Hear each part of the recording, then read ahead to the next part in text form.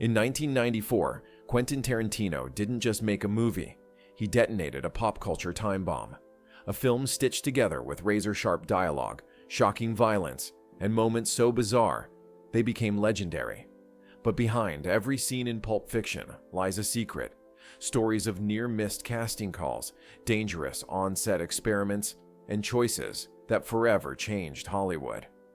This isn't just about what you saw on screen. This is about the untold truths, the wild accidents, and the behind-the-scenes chaos that made it all possible. And today, we're counting them down, from the obscure to the unbelievable. 20 jaw-dropping facts about Pulp Fiction, starting with a fact that takes us halfway across the globe. Number 20. The script was written in Amsterdam. When most filmmakers picture writing a script, they imagine long nights in a cramped apartment or a quiet studio office. Tarantino, he did it his own way. Much of Pulp Fiction was written in Amsterdam, where he spent his days wandering through the city's narrow streets and canals, jotting down ideas in cafes, and soaking up the mix of languages and cultures around him. The city's eclectic energy, from its smoky coffee shops to its bustling late-night bars, seeped into the script's DNA. Tarantino has even said that certain bits of dialogue came directly from overheard conversations, twisted and reshaped into the unforgettable lines we know today. The European setting gave him the freedom to think differently, less like a Hollywood writer and more like a global storyteller. And while Amsterdam gave him the setting to write his masterpiece, the film's title came from a much older source, one that captured the same gritty, unpredictable spirit he wanted on screen. Number 19. The film's title came from vintage crime magazines. The name Pulp Fiction isn't just catchy. It's a direct nod to a gritty tradition of storytelling that thrived in the 1930s and 40s. Back then, pulp magazines were printed on cheap, rough paper and packed with sensational tales of gangsters, private detectives, femme fatale, and shocking twists. They were the kind of stories you could read in one sitting, full of snappy dialogue and dangerous characters. Exactly the kind of energy Tarantino wanted in his film. By borrowing the term, Tarantino wasn't just naming a movie. He was making a statement. He wanted to embrace that pulpy anything-goes spirit, mixing high art with lowbrow thrills. Even the movie's structure mirrors those old magazines, a collection of intertwined tales that feel separate yet connected, each one brimming with style, danger, and unpredictability. It's a title that told audiences right away, this isn't a standard Hollywood film. And just like those old pulp stories blurred the line between reality and fiction, Tarantino blurred it too, by diving deep into research for his characters, including one very method approach by John Travolta that pushed him far outside his comfort zone. Number 18. John Travolta studied heroin use for his role. To play Vincent Vega convincingly, John Travolta didn't just rely on Tarantino's script, he dove into an unconventional research method. Since Vincent is a heroin user in the film, Travolta wanted to understand how heroin physically and mentally affected people. But obviously, he wasn't going to actually take the drug. Instead, he spoke with recovering addicts, studying the way they moved, how they spoke, and even how their bodies reacted to small things, like a shift in lighting or background noise. One of his most unusual techniques came after a conversation with a friend who had a history with heroin. That friend told him the closest legal experience to a heroin high was getting really drunk in a hot tub and letting yourself float until you almost fall asleep. Travolta actually tried it, paying close attention to the slowed movements, the heavy eyelids, and the relaxed facial expressions, details he carried into every Vincent Vega scene. And one of the most famous moments that showcased that laid-back, almost dreamlike Vincent energy came during a certain twist contest, which wasn't exactly Tarantino's idea to begin with. Number 17. The famous dance scene was inspired by a French film, that unforgettable Jack Rabbit Slim's twist contest between Vincent and Mia didn't just pop out of Quentin Tarantino's head. It was a direct homage to the 1964 French New Wave film Bande à part, Band of Outsiders. In that movie, there's a quirky, free-spirited dance scene that captured Tarantino's imagination years before he ever shot Pulp Fiction. He loved the casual coolness of it, the way it broke the rhythm of the story without feeling out of place. In Tarantino's version, the twist wasn't just a stylistic flourish, it was a tension breaker. By the time we see Vincent and Mia on the dance floor, we've already felt the quiet electricity between them. The dance let their chemistry unfold in a way that wasn't sexual or violent, just fun and strangely intimate. The slick camera movements, the audience clapping in the background, and Travolta's easy moves made it instantly iconic. But here's the kicker. This scene almost looked very different, because Uma Thurman wasn't always on board to play Mia Wallace, and that hesitation nearly changed Pulp Fiction forever, because for a moment, it seemed like Tarantino's dream casting for Mia was slipping away. Number 16. Uma Thurman almost didn't take the role. It's hard to imagine Pulp Fiction without Uma Thurman as Mia Wallace, but the role almost slipped away. When Tarantino first offered it, Thurman turned it down. Not because she didn't like the script, but because she wasn't sure about the film's tone and some of the darker scenes her character would be involved in. Tarantino, however, was convinced she was the only choice. Rather than move on to another actress, he personally called Thurman and spent hours on the phone walking her through the script, explaining Mia's complexity, her allure, and why she wasn't just another gangster's girlfriend. His passion won her over, and Thurman agreed to take the role. That decision not only defined her career, but also gave Pulp Fiction one of its most unforgettable performances.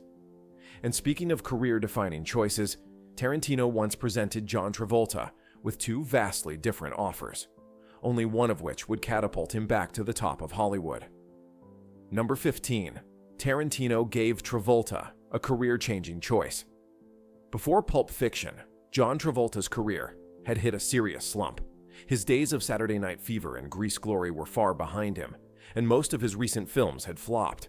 Then came a phone call from Quentin Tarantino, an offer for not one, but two roles.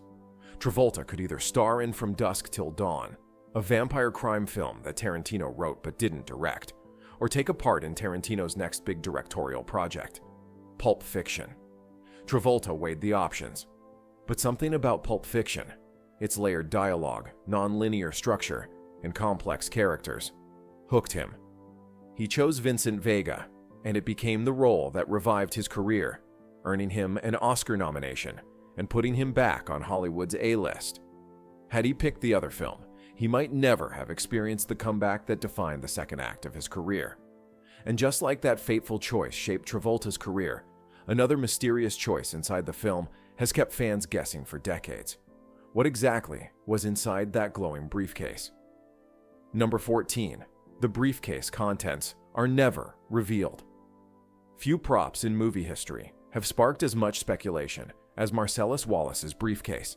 Every time it opens on screen, a warm golden glow pours out, and the characters react as if they're staring into something priceless. But Tarantino never shows us what's inside. This deliberate mystery has fueled decades of fan theories. Some believe it's filled with gold bars, others think it's cash, and the most famous theory claims it holds Marcellus Wallace's soul, supported by the band-aid on the back of his neck. Tarantino himself has shrugged off all the wild guesses, saying the contents are whatever the audience wants it to be. That choice is part of his genius. By leaving the briefcase undefined, he made it more memorable than any single reveal could have.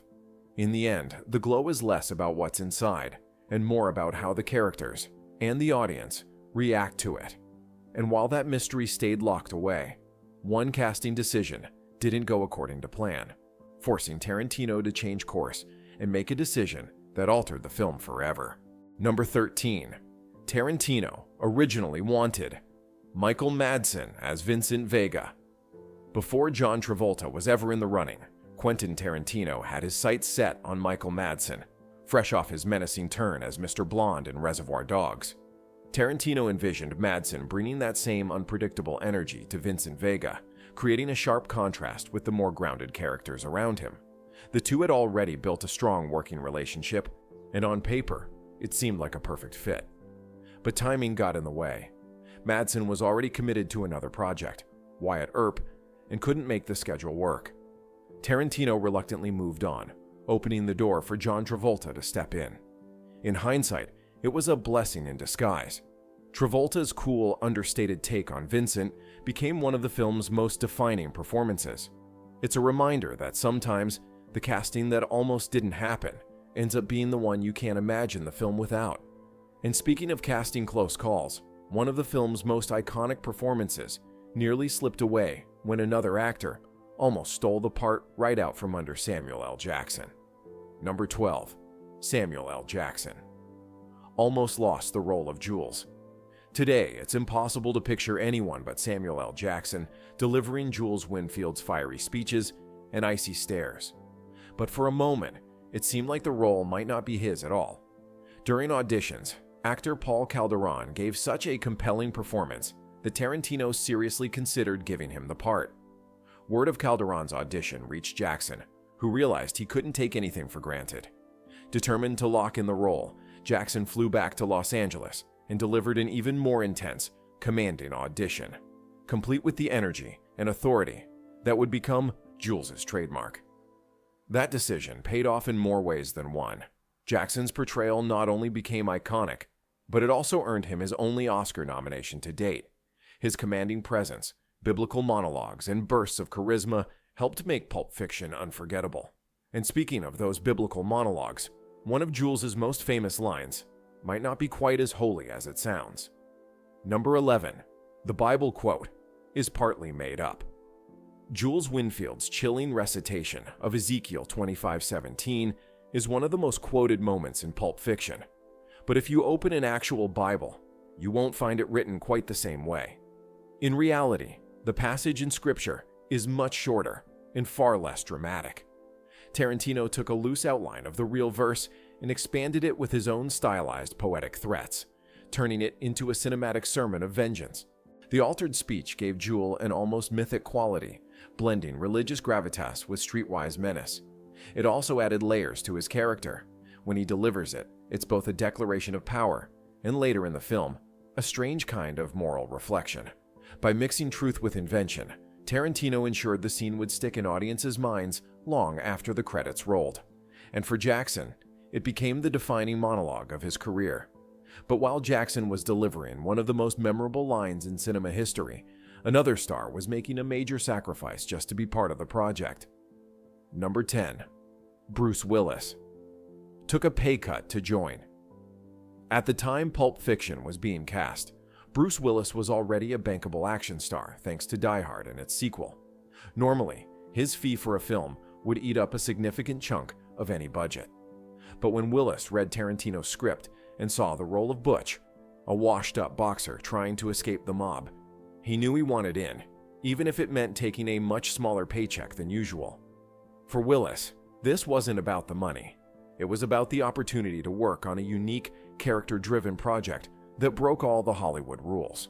His presence also brought extra attention to the film, helping it attract audiences who might not have otherwise seen a Tarantino movie. In the end, his gamble paid off. Pulp Fiction became a phenomenon, and Willis got to prove he could deliver just as much impact in a gritty indie as in a big-budget blockbuster. And while Willis's commitment was all about passion, another scene required careful planning, not for artistic reasons, but to make sure no one got hurt on set. Number 9. The adrenaline needle scene was filmed in reverse. One of the most tense and unforgettable moments in Pulp Fiction is the scene where Vincent Vega plunges a massive adrenaline needle into Mia Wallace's chest to save her from an overdose. The shot is so visceral that audiences squirm in their seats every time, but in reality, no one ever came close to being hurt. The secret: Tarantino filmed the scene in reverse. Instead of Travolta driving the needle down toward Uma Thurman, he placed the needle's tip against her chest and then yanked it backward. The footage was then played in reverse during editing, making it look like he stabbed her. Combined with the frantic cuts, Mia's gasp, and the shocked reactions of the other characters, the illusion was flawless. It's a perfect example of movie magic, turning a dangerous stunt into a completely safe, yet still jaw-dropping moment. And while Travolta pulled off that illusion perfectly, Tarantino himself decided to step in front of the camera for a different kind of scene, one with a lot more coffee and a lot less danger. Number 8. Tarantino makes a cameo. Quentin Tarantino has a habit of sneaking into his own films, and in Pulp Fiction, he shows up as Jimmy, a suburban homeowner with a caffeine addiction and a very big problem in his garage. Jimmy is the one who helps Jules and Vincent clean up the aftermath of Marvin's accidental shooting, all while delivering rapid-fire complaints about his furniture, his coffee, and the impending arrival of his wife. Tarantino didn't just give himself a throwaway role. He made Jimmy a memorable part of the story, injecting humor into a tense situation. The character's blunt delivery and total lack of gangster cool serve as a comedic counterpoint to the chaos surrounding him. And for Tarantino, it was a chance to be part of the fun on screen while still orchestrating everything behind the camera. But while Tarantino's cameo added a dose of humor, another casting decision ended up changing the entire trajectory of one actor's career. Number 7. The film revived. John Travolta's career. By the early 90s, John Travolta's career had stalled. After his blockbuster days with Grease and Saturday Night Fever, he endured a string of box office disappointments that had Hollywood questioning whether his star power was gone for good. Then Pulp Fiction came along, and everything changed. As Vincent Vega, Travolta brought a cool, understated charm to a hitman role that could have easily been one-dimensional. His chemistry with Samuel L. Jackson, his deadpan delivery, and his now legendary dance scene with Uma Thurman made audiences see him in a whole new light. The performance earned him an Academy Award nomination for Best Actor and proved that he could still command the screen. In the years that followed, Travolta's career surged again, landing him major roles in films like Get Shorty, Face Off, and Primary Colors. And one of Travolta's most memorable scenes, the retro diner sequence, required a surprising workaround that most viewers would never guess while watching. Number 6. The restaurant scene was shot in a fake diner. The Jack Rabbit Slim's restaurant, complete with Elvis impersonators, Marilyn Monroe lookalikes, and a dance floor big enough for a twist contest, feels like a real, fully functional retro diner. But in reality, it didn't exist at all. The entire set was custom-built inside a closed bowling alley in Los Angeles. This approach gave Tarantino complete control over every detail, from the lighting to the seating layout, ensuring the camera could capture the scene exactly as he imagined. The space was designed not just for looks, but for movement, allowing long, uninterrupted shots that let viewers soak in every quirky corner of the diner. The result was a location so convincing that many fans assumed it was a real restaurant they could visit.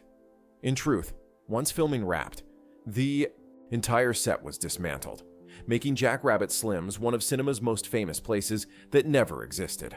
And while that set disappeared after filming, the movie's premiere at Cannes proved its impact would last far longer. Number 5. The movie won the Palme d'Or at Cannes. When Pulp Fiction premiered at the Cannes Film Festival in 1994, it didn't just impress audiences, it blew them away.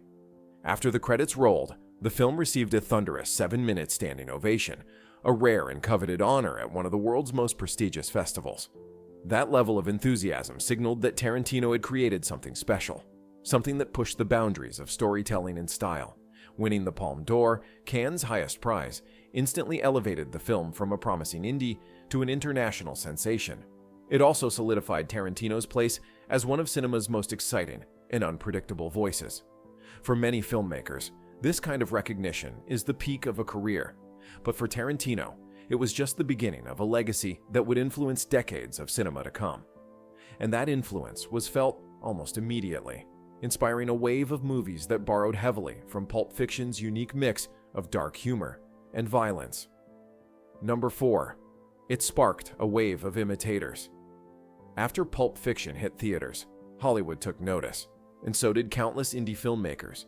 Its blend of nonlinear storytelling, sharp dialogue, and sudden bursts of violence felt fresh and exciting, and studios wanted to capture that magic again.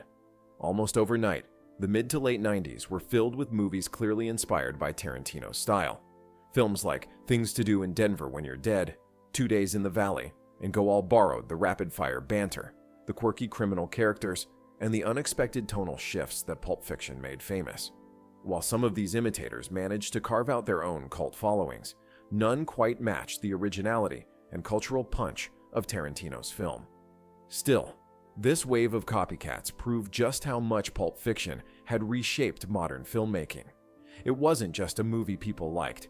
It was a movie that made other people want to make movies. And what's even more impressive is that this massive cultural shift was achieved on a surprisingly modest budget.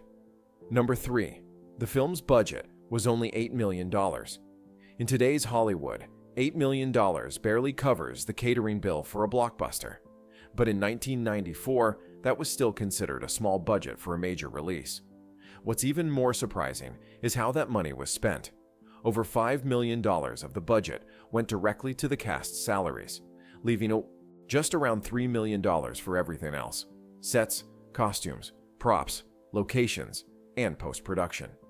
This tight budget forced Tarantino and his crew to get creative. Many locations were chosen because they were cheap or could be dressed up to look more expensive than they were. Props were often sourced from thrift stores, and lighting setups were kept simple to save time and money. Yet despite these constraints, Pulp Fiction looks and feels like a much bigger production. The stylish cinematography, clever dialogue, and bold storytelling did the heavy lifting, proving that creativity can outshine cash. And that small investment paid off in a way no one in Hollywood could have predicted, turning into one of the most profitable films of the decade. Number 2. The film grossed over $200 million worldwide with just an $8 million budget. Pulp Fiction pulled in over $200 million worldwide, making it one of the most profitable films of the 90s. This wasn't just a financial win. It was a cultural event. The film drew both mainstream audiences and devoted cinephiles, proving a movie could be daring, unconventional, and still crush at the box office. What made this even more remarkable was its simplicity. No superheroes, no CGI spectacle, just sharp writing, unforgettable characters, and a story that trusted the audience. It became the ultimate proof that originality could be just as bankable as any blockbuster. And one reason it keeps audiences coming back? Tarantino packed it with a treasure trove of pop culture nods. Number 1. It's packed with pop culture references. From the opening scene, Pulp Fiction plays like a love letter to the pop culture that shaped Tarantino. Elvis gets a nod through Mia Wallace's Fox Force 5 story, surf rock blasts through the soundtrack, and sly homages to classic gangster flicks and spaghetti westerns are woven into the dialogue. Even small background details, like vintage posters and casual TV talk, add texture to the world. These references aren't just decoration. They shape the characters and keep the film endlessly rewatchable. It's this mix of familiarity and originality that's kept Pulp Fiction fresh for decades, revealing new layers with every viewing. And that's our countdown. 20 jaw-dropping facts proving Pulp Fiction wasn't just a movie, but a pop culture revolution.